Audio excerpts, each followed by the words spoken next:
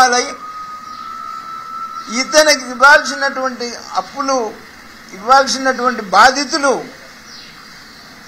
డిఎస్పీకి complaint చేస్తే DSP పిలిస్తే వాళ్ళ కంప్లైంట్ మేరకు నేను అంత ఇవ్వాల్సినంత అవసరం లేదండి, నాకు 15 రోజులు సమయం ఇస్తే నా దగ్గర ఆధారాలు ఉన్నాయి, నేను 14 లక్షలు మాత్రమే ఇవ్వాలి అని చెప్తే 15 రోజులు టైం డిఎస్పీ ఇస్తే బయటకు వచ్చిన తర్వాత ఆయనకి ఇంకా ఉన్నటువంటి అప్పుల వల్ల నాకున్న సమాచారం మేరకు ఆయన ఇల్లు కూడా జప్తు జరిగిందని, ఆ అవమానానికి అతను ఆత్మహత్య చేసుకుంటూ అతను పెట్టినటువంటి వీడియో మరి అది కూడా ఫేకే. మీకు ఫర్ ఎవర్ ఇన్ఫర్మేషన్ వాళ్ళ తల్లి మా తెలుగుదేశం సభ్యత్వం ఉంది, తీసుకురా చూపించు.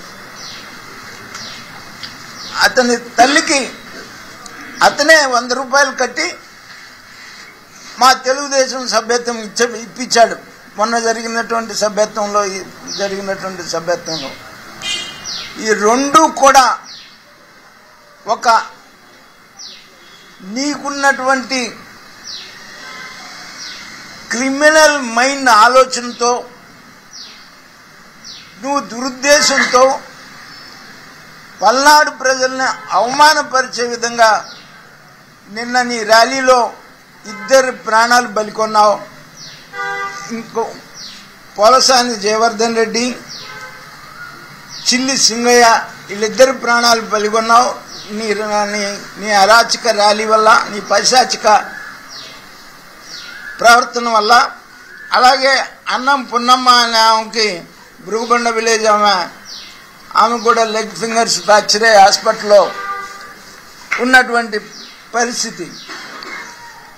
నువ్వు ప్రజాస్వామ్యాన్ని గురించి మాట్లాడుతుంటే దెయ్యాలు వేదాలు వల్లిస్తున్నట్టున్నాయి. నేను రాష్ట్ర బీజేపీ అధ్యక్షుడిగా మీ సాక్షిగా అనేక ప్రజా సమస్యల మీద నిరసన తెలియజేయాలి అని చెప్పేసి మేము పిలిపిస్తే రాత్రే వచ్చి గేట్లకు తాళాలేసి పోలీసులు మమ్మల్ని హౌస్ అరెస్టులు చేసినటువంటి సందర్భం మీ సాక్షిగా అనేక